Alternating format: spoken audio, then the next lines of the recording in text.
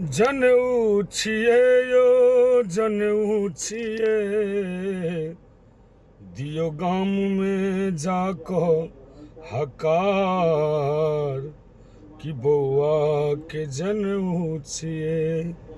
नमस्कार प्रणाम सब गोटे के और सूचित कर रहल छी जे 25 जून 2026 का उपनयन के शुभ उपलक्ष्य रात के 9 बजे से भव्य सांस्कृतिक कार्यक्रम का आयोजन बाबा रतिकांत झा जी एवं दादी राजकिशोरी देवी जी के पोता के इस सुंदर सन उपनयन में और बरुआ के पिता श्री चंदन झा जी, माता श्री सोनम झा जी।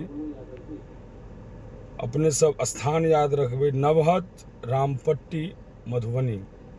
विशेष आभार बरुआ के चचा नीरज भाई के और सोनू भाई जी के। नज़दीक में रहनिहार सब श्रोता से आग्रह अपनों सब आबी और सुंदर सन भव्य सांस्कृतिक कार्यक्रम के आयोजन में आबि के बरुआ के आशीर्वाद दी, हमरा सबके गीत नाद सुनी। जय मिथिला, जय मैथिली।